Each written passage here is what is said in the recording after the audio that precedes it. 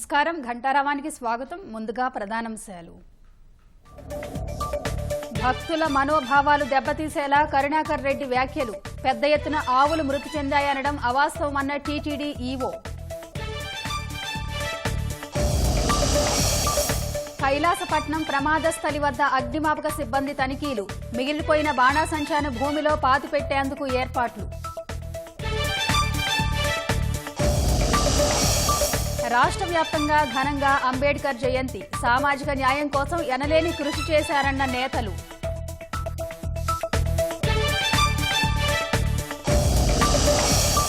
సల్మాన్ ఖాన్ కు మరోసారి బాంబు బెదిరింపులు. ఇంట్లోనే కాల్చి చంపుతామంటూ వాట్సాప్ సందేశం.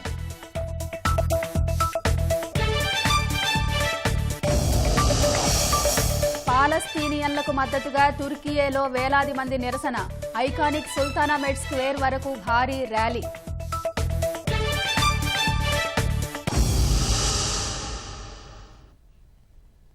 అనకాపల్లి జిల్లా కైలాసపట్నంలో బాణాసంచా పేలుడు ఘటనలో మృతి చెందిన 8 మంది మృతదేహాలకు పోస్టుమార్టం పూర్తి చేసిన వారి బంధువులకు అప్పగించారు. నర్సీపట్నం ప్రభుత్వాసుపత్రిలో 6, అనకాపల్లిలో 2 మృతదేహాలకు పోస్టుమార్టం చేశారు. మృతుల్లో ఎక్కువ మంది కైలాసపట్నానికి చెందిన వారే కావడంతో గ్రామంలో విషాదకర వాతావరణం నెలకొంది.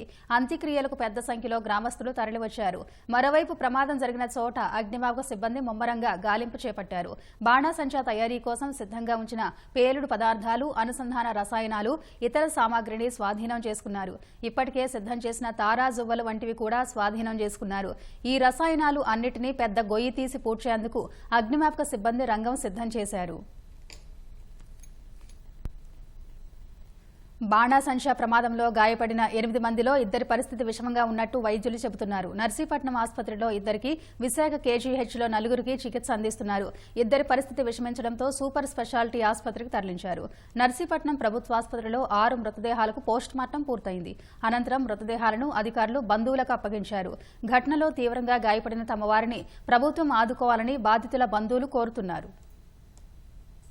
పెద్ద గాయాలు తగిలేయండి. మరి ఈ ప్రభుత్వం మరి ఓనర్ గారు అందరూ మరి న్యాయం చేసి సక్రంగా వాళ్ళ గాయాలు మానిపి, పెద్ద గాయాలు తగిలేయండి, చిన్నవి కాదండి. మళ్ళీ ఆ గాయాలు మానిపి మమ్మల్ని పంపిస్తారని మేము కోరుకుంటున్నామండి.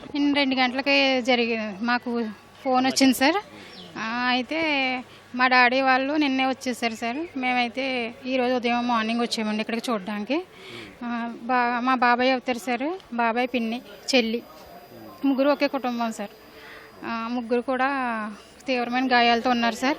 పిన్నికైతే బాగా కాల్ ఫ్రాక్చర్ అయిపోయింది సార్. దాన్ని బట్టి ఒక 6 మంత్స్ అయినా బాగా సర్జరీ కూడా చేయాలి సార్. అంటే మా తమ్ముడు గారు అమ్మాయి సారును ఇలా ముగ్గురు 4 రోజుల క్రితం కైలాసపట్నం పనికి వచ్చారు. పని చేసుకుంటుంటున్నారు. అలాగే నిన్న సామాన్లు కూడా వద్దామని నిన్న పని సెలవు పెట్టి వాళ్ళ రూమ్లోకి వచ్చారండి. వాళ్ళ రూమ్లోకి వస్తే సరిగ్గా 1 గంటన్నర ఆ టైంకి పెద్ద సౌండ్ వచ్చేస్తే ఏంటంటే చూసేటికి వీళ్ళ రూమ్లో ఉండగానే ఆ రూమ్ మీదకి వచ్చి పడిపోయి ఆ రూమ్ అంతా కూలిపోయింది. ఆ రూమ్ కూలిపోతే అందులో ఆ రూమ్ కింద పడిపోయారు వీళ్ళందరూ. మా తమ్ముడు గబగలేసి ఆ రక్తాలతోనే పిల్లలంతనే తీసుకొస్తే ఆ అమ్మాయికేమో కాలు ఇరిగిపోయిందండి. అక్కడ దిగుతుంటే 4 కుర్రోళ్ళు చాయం పెట్టి బయటికి తీసుకెళ్ళి నర్సీపట్నం హాస్పిటల్ తీసుకెళ్తే కోటవట్ల నుంచి మళ్ళీ నర్సీపట్నం నుంచి మళ్ళీ కేజీ తీసుకొచ్చారండి. నా పనికి వెళ్ళలేదు. వీళ్ళు పనికి వెళ్ళకుండా సెలవని ఇంటికాడ ఉన్నారు. అంటే ఆ పేల్డ్కి వీళ్ళకి ఒక 30 మీటర్ల దూరం ఉంటుంది. ఆ 30 మీటర్ల దూరం ఆ శబ్దాలకి ఈ బిల్డింగ్ కూడా ఉన్న బిల్డింగ్ కూడా పడిపోయి దెబ్బలు తగిలేసి వెళ్తాను అలా పడిపోయి ఉన్నారు. 4 రోజుల నుంచి పనిచేశారు. నిన్న సెలవు పెట్టారు. అక్కడ ఆ స్పాట్లో ఉంటే వీళ్ళు చనిపోయినండి. అదృష్టంతో బయటపడ్డారు. బలమైన గాయాలు తగిలేండి, గట్టిగా తగిలే. మంగళపూడి అన్ని దగ్గర గట్ట వచ్చి మీకు సహకారం అందిస్తామండి, మీకు ఏం పర్లేదు, మెరుగైన వైద్యం అందిస్తామని చెప్పారు. ఈ డాక్టర్లు బాగానే స్పందించి పనిచేస్తున్నారు. ఈ అరవలు గట్ట అందరూ ఇక్కడ ఉన్నారండి, చేస్తున్నారు. ముగ్గురు ఒకే ఫ్యామిలీ మూలనే వారు ఇప్పుడు ఇంటికి వెళ్ళినా ఎక్కడికి వెళ్ళినా వారికంటూ సంపాదన అంటూ ఉండదు.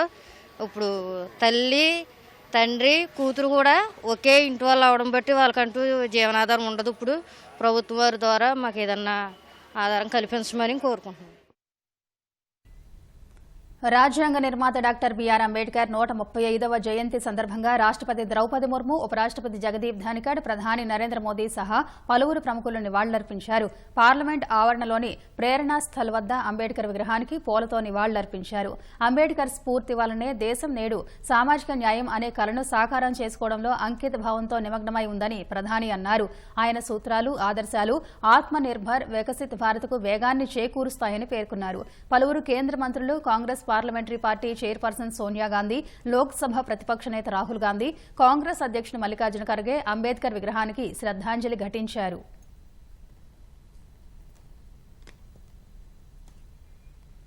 భారత రాజ్యాంగ నిర్మాతగా, స్వతంత్ర భారత తొలి న్యాయశాఖ మంత్రిగా, ఆధునిక భారత సమాజ నిర్మాణానికి పునాదులు వేసిన భారతరత్న అంబేద్కర్ జయంతి సందర్భంగా ఆ మహానుభావుని దేశ సేవను స్మరించుకుందామని ముఖ్యమంత్రి చంద్రబాబు తెలిపారు.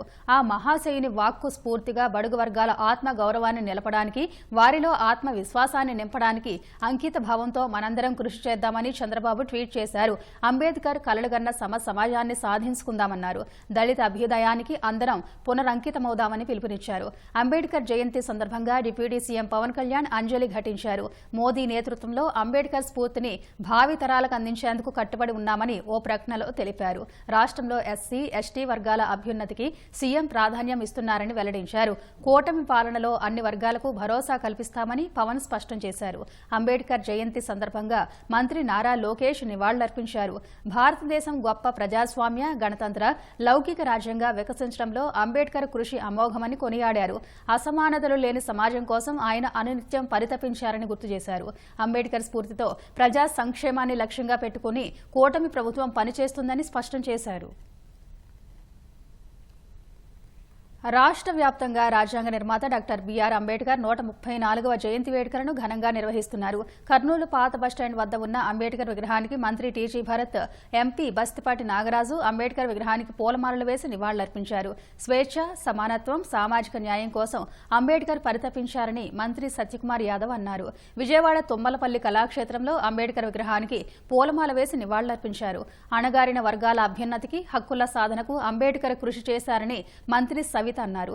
పశ్చిమ గోదావరి జిల్లా తణుకులో ఎమ్మెల్యే ఆర్మిల్లి రాధాకృష్ణ ఆధ్వర్యంలో అంబేద్కర్ జయంతిని నిర్వహించారు. కడప జిల్లా మైదుకూరులో మాల మహానాడు, మాదిగ రిజర్వేషన్ పోరాట సమితి, టీడీపీ కార్యకర్తల ఆధ్వర్యంలో అంబేద్కర్ జయంతి వేడుకలు నిర్వహించారు. తిరుమల తిరుపతి దేవస్థానం ఎస్వి అన్నదానం ట్రస్టుకు ఉప ముఖ్యమంత్రి పవన్ కళ్యాణ్ భార్య అన్నా లెజినోవా విరాళమిచ్చారు. కుమారుడు మార్క్ శంకర్ పేరుతో ఒక పూట మధ్యాహ్నం అన్న వితరణకు అయ్యే ఖర్చు 17 లక్షల రూపాయలను విరాళంగా అందజేశారు. ఉదయం శ్రీవారి సుప్రభాత సేవలో పాల్గొన్న పవన్ సతీమణి స్వామివారిని దర్శించుకుని మొక్కులు చెల్లించుకున్నారు. దర్శనం అనంతరం అర్చకులు శ్రీవారి తీర్థ ప్రసాదాలు అందజేశారు.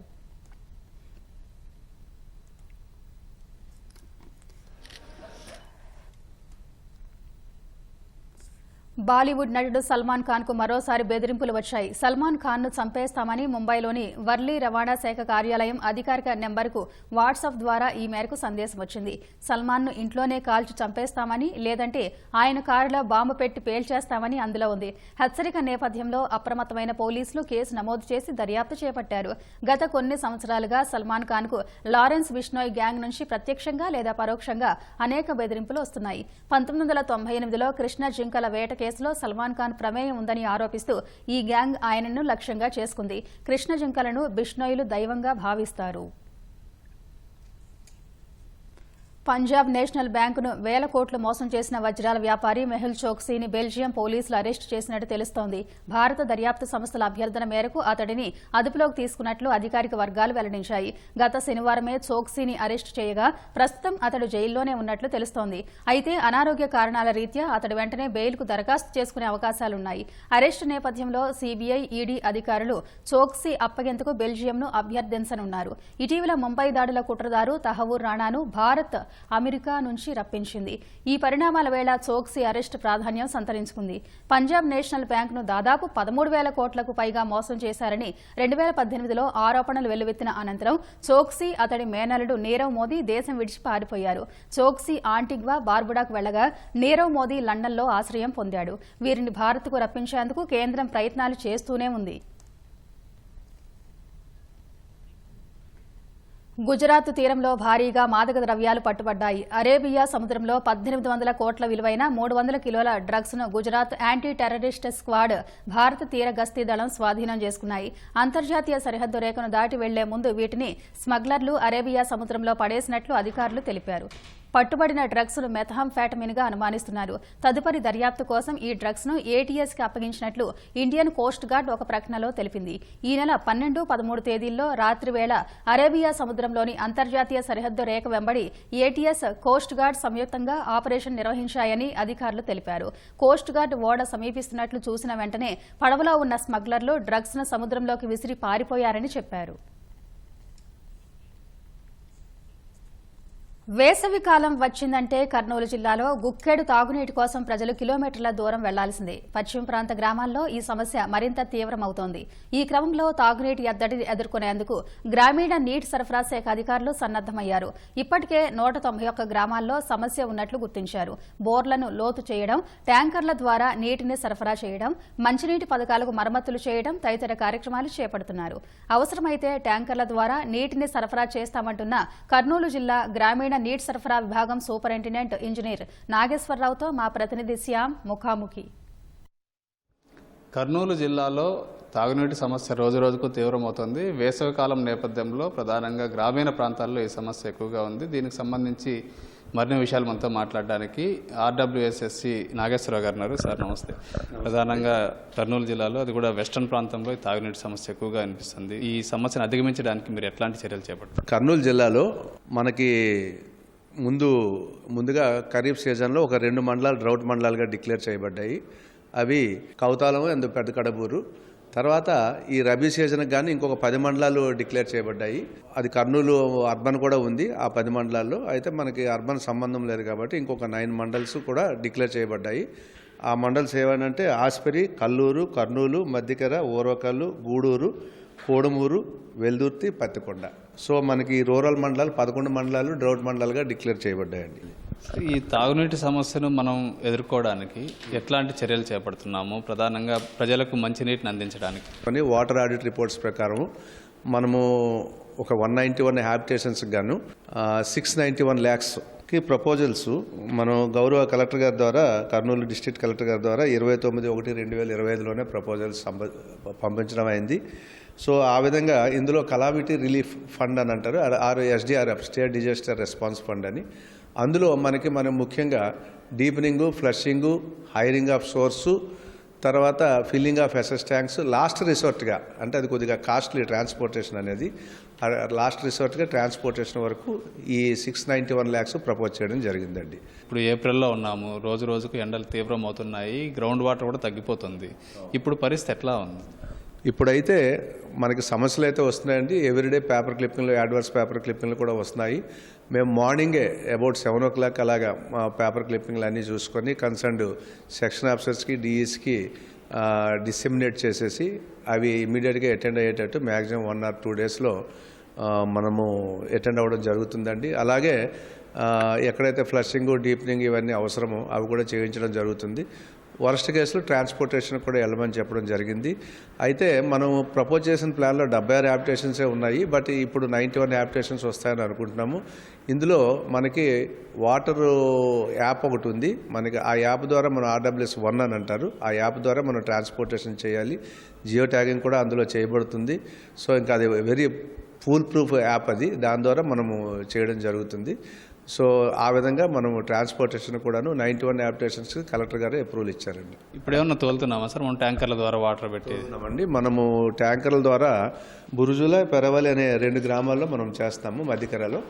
అలాగే హైరింగ్ ఆఫ్ సోర్స్, అంటే సోర్సు మనం ప్రైవేట్ సోర్స్ అద్దెకి తీసుకొని మనము చేయడం జరుగుతుంది. అవి ఎక్కడంటే గోనెగండ్ల, కుర్నూరు, ఆస్పరి, అట్టేకల్లు, ఆదోని మండలంలో అలసంద గుత్తి, ఆదోనిలో సాంబగల్, ఇవి చేస్తున్నాం. సరే, ప్రధానంగా ఈ వెస్టర్న్ పశ్చిమ ప్రాంతంలోనే ఎక్కువ తీవ్రత వాటర్ సమస్య ఉంది కదా. దీన్ని ఇంకా భవిష్యత్తులో మరింత తీవ్రమయ్యే అవకాశం కూడా ఉంది కదా. దీన్ని ఎట్లా అధిగమించడానికి? ఈ మధ్య మనకి జడ్పీ వారు కూడా శాంక్షన్ ఇచ్చారు. ఒక 46 వర్క్స్కి, అంటే 2 జిల్లాలు కలిపి, Nandyal as well as Kurnool, అంటే 3 డివిజన్లు వస్తాయి. Kurnool, Adoni as well as Nandyal డివిజన్కి 155 లక్షలు ఇచ్చారండి. దాంతో ఆ చిన్న చిన్న వర్క్స్ పైప్ లైన్ రిపేర్స్ కానీ, తర్వాత పంప్ సెట్స్ ఏమైనా రీవైండింగ్ ఏమైనా పోయినాను ఇలాంటివన్నీ చేయమని చెప్పేసి ముందుగానే మొన్న మీటింగ్ కూడా పెట్టుకొని ఇచ్చారు. ముందు మనం ఏంటంటే ఫస్ట్ గ్రామ పంచాయతీ నిధులు వాడుకుంటామండి, తర్వాత మండల పరిషత్ నిధులు, తర్వాత జడ్పీ నిధులు కూడా ఇచ్చారు కాబట్టి అవి కూడా మాకు కొంత అగ్మెంట్ అవుతాయి. సో ఆ విధంగా మేము ముందుకు పోవాలని చూస్తామండి. జల్ జీవన్ మిషన్ కానీ, రక్షిత మంచినీటి పథకాలు కానీ వీటి వర్క్స్ ఎట్లా సాగుతాయి? అంటే మన కర్నూలు జిల్లాలో 56 వర్కులకే కంటిన్యూషన్ వచ్చిందండి. ఆ కంటిన్యూషన్ వర్కులు మనం పురోగతిలో ఉన్నాయి, అవి కూడా చేస్తున్నాం. సార్, ఫైనల్గా ఒకవేళ ఏదైనా తాగునీటి సమస్యలు ఉన్నా, ఏదైనా ఇబ్బందులు ఉన్నా ప్రజలు మిమ్మల్ని కాంటాక్ట్ కావాలంటే ఎట్లా చేయాలి? ఎక్కడ పడితే అక్కడ మా డివిజన్ లెవెల్లో కంట్రోల్ రూమ్స్ ఓపెన్ చేయడం జరిగింది. అలాగే రెవెన్యూ డివిజన్లో కూడా ఏర్పాటు చేయడం జరిగిందండి. తర్వాత మా ఫోన్ నెంబర్స్ కూడా ఇవ్వడం జరిగింది. Thank you sir. ఇది ఆర్డబ్ల్యూఎస్ఎస్సి నాగేశ్వరరావు గారు చెప్తుంది. కెమెరామెన్ శేషుతో శ్యామ్, ఈటీవీ న్యూస్, కర్నూలు. రాజధాని అమరావతి కోసం రెండో దశ భూ సమీకరణకు ప్రభుత్వం ప్రతిపాదనలు సిద్దం చేస్తుంది. ప్రస్తుతం రాజధానిలో వివిధ అవసరాలకు పోగా 2000 ఎకరాలే మిగులుతూ ఉండడం, ఇదే సమయంలో భూముల కోసం వివిధ సంస్థల నుంచి వినతులు పెరుగుతూ ఉండడంతో భూ సమీకరణకు ప్రభుత్వం కసరత్తు చేస్తుంది. ఇప్పటికే రాజధాని సమీపంలోని గ్రామాల రైతులు భూ సమీకరణలో భూములిచ్చేందుకు ఆసక్తి కనబరుస్తూ ఉండడంతో ఆయా గ్రామాల నుంచి ప్రారంభించేందుకు సిఆర్డీఏ సిద్దమవుతోంది. రాజధాని నిర్మాణానికి భూ సమీకరణ విధానంలో భూములిచ్చేందుకు మరిన్ని గ్రామాల రైతులు స్వచ్ఛందంగా ముందుకు రావడంతో ప్రభుత్వం ప్రతిపాదనలు సిద్దం చేస్తోంది. మెజారిటీ రైతులు ముందుకొచ్చిన గ్రామాలతో ప్రారంభించి దశల వారీగా భూ సమీకరణ చేసే అంశాన్ని చురుగ్గా పరిశీలిస్తోంది. కొన్ని గ్రామాల రైతులు పురపాలక శాఖ మంత్రి నారాయణను కలిసి తమ భూములు సమీకరణలో తీసుకోవాలని ఇప్పటికే విజ్ఞప్తి చేశారు. రాజధాని నిర్మాణానికి 2015లో భూ సమీకరణ ప్రారంభించినప్పుడే పెదపరిమి, హరిశ్చంద్రపురం గ్రామాల రైతుల నుంచి తమ భూములు తీసుకోవాలన్న వినతులు వచ్చాయి. కానీ అప్పట్లో ప్రభుత్వం మొదట 217 చదరపు కిలోమీటర్ల పరిధిలో అమరావతిని నిర్మించాలని, భవిష్యత్తు అవసరాలను బట్టి తదుపరి భూ సమీకరణపై నిర్ణయం తీసుకోవాలని భావించింది. ప్రస్తుతం రాజధానిలో వివిధ అవసరాలకు పోగా సిఆర్డీఏ వద్ద 2000 ఎకరాల భూమి మాత్రమే మిగులుతోంది. మరోవైపు రాజధానిలో భూములు కేటాయించాలని వివిధ సంస్థల నుంచి విజ్ఞప్తులు పెరుగుతున్నాయి. అంతర్జాతీయ విమానాశ్రయం ఏర్పాటుకే సుమారు 4000 ఎకరాలు కావాలని అంచనా. ఓవైపు రాజధాని అవసరాలు పెరుగుతుండటం, మరోవైపు తమ భూములు తీసుకోవాలంటూ వివిధ గ్రామాల రైతులు స్వచ్ఛందంగా ముందుకు వస్తుండటంతో ప్రభుత్వం భూ సమీకరణ ప్రతిపాదనలు రూపొందిస్తోంది.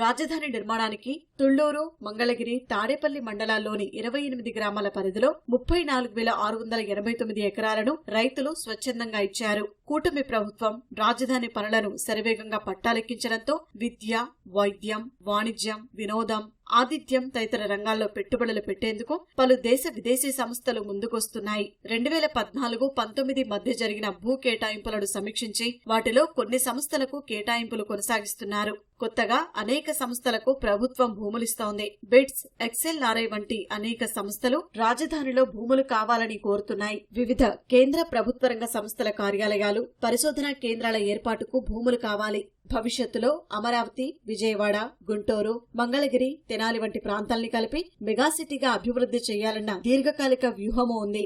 ఇందులో భాగంగానే అమరావతికి ఇన్నర్ రింగ్ రోడ్డుతో పాటు ఔటర్ రింగ్ రోడ్డును నిర్మిస్తోంది. దీంతో రాజధానిలో భూముల కోసం మరింత డిమాండ్ పెరుగుతోంది. అమరావతిని స్వయం అభివృద్ధి ప్రాజెక్టుగా ప్రభుత్వం ప్రకటించింది.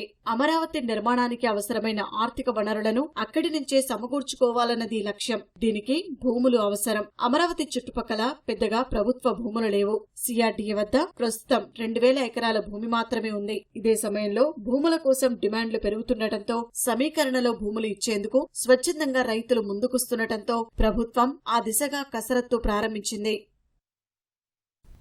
విశాఖలో ట్రాఫిక్ సమస్య పరిష్కారంపై ప్రభుత్వం దృష్టి సారించింది. వాహనాల రద్దీని దృష్టిలో పెట్టుకుని కొత్తగా 7 రహదారుల నిర్మాణం చేపట్టాలని నిర్ణయించింది. నగరంలో మొబిలిటీతో పాటు కనెక్టివిటీ పెంచేలా రహదారుల నిర్మాణానికి అనుమతి మంజూరు చేసింది. 154 కోట్ల వ్యయంతో దాదాపు 27 కిలోమీటర్ల పొడవైన మాస్టర్ ప్లాన్ రహదారుల నిర్మాణం చేపట్టేందుకు విఎంఆర్డీఏకు అనుమతి ఇచ్చింది. బీచ్ రోడ్డుతో పాటు జాతీయ రహదారి 16ని అనుసంధానించేలా ఈ మాస్టర్ ప్లాన్ రహదారులను ప్రతిపాదించారు. విశాఖలో 7 మాస్టర్ ప్లాన్ రహదారుల్ని చేపట్టేందుకు Visakha metropolitan region development authority ప్రణాళికలు సిద్ధం చేసింది.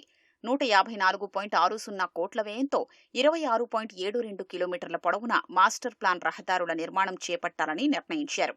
విశాఖ నగరంలో అర్బన్ మొబిలిటీని, కనెక్టివిటీని పెంచేలా 7 మాస్టర్ ప్లాన్ రహదారులు చేపట్టనున్నారు. దీంతో పాటు వేర్వేరు ప్రాంతాలకు ట్రాఫిక్ ఇబ్బందులు తప్పించేలా ఈ రహదారుల నిర్మాణం చేపట్టాలని నిర్ణయించింది. ముఖ్యమంత్రి చంద్రబాబు ఆదేశాల మేరకు అత్యంత ప్రాధాన్యతగా ఈ 7 మాస్టర్ ప్లాన్ రోడ్ల నిర్మాణానికి పురపాలక శాఖ ఆదేశాలు జారీ చేసింది. జాతీయ రహదారులు, బీచ్ రోడ్డు, ఇతర ప్రధాన రహదారుల్ని అనుసంధానించేలా ఈ 7 మాస్టర్ ప్లాన్ రహదారుల నిర్మాణం చేపట్టనున్నారు. మాస్టర్ ప్లాన్ రోడ్లపై VMRDA కమిషనర్ ఇచ్చిన ప్రతిపాదనల్ని పురపాలక శాఖ ఆమోదం తెలిపింది. ఈపీసీ ప్రాతిపదికన ఈ రహదారుల నిర్మాణానికి ప్రభుత్వం కార్యాచరణ చేపట్టింది.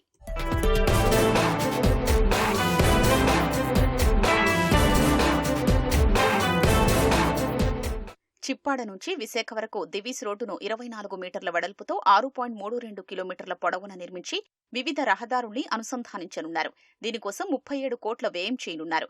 అలాగే నేరెళ్ల వలస నుంచి తాళ్లవలస వరకు వయా దొరతోట కొత్త వలస రోడ్డు వరకు మరో మాస్టర్ ప్లాన్ రోడ్డును నిర్మించనున్నారు.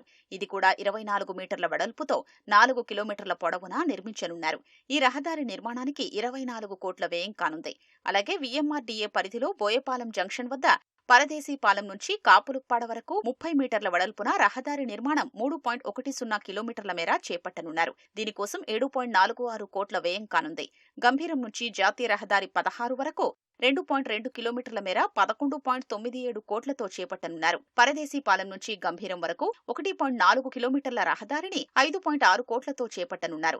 అలాగే గ్రేటర్ విశాఖ మున్సిపల్ కార్పొరేషన్ పరిధిలో శివశక్తి నగర్ నుంచి ఉడా 30 మీటర్ల రహదారి వరకు హరిత ప్రాజెక్టు వద్దకు 1.7 కిలోమీటర్ల పొడవైన మాస్టర్ ప్లాన్ రహదారి నిర్మాణం చేపట్టనున్నారు. దీనికి 7.6 కోట్ల వ్యయం కానుంది. అలాగే అడవివరం జంక్షన్ BRTS నుంచి గండిగుండం జాతీయ రహదారి జంక్షన్ వరకు 8 కిలోమీటర్ల పొడవుతో చేపట్టనున్నారు. దీనికి 60 కోట్ల వ్యయం చేయనున్నారు.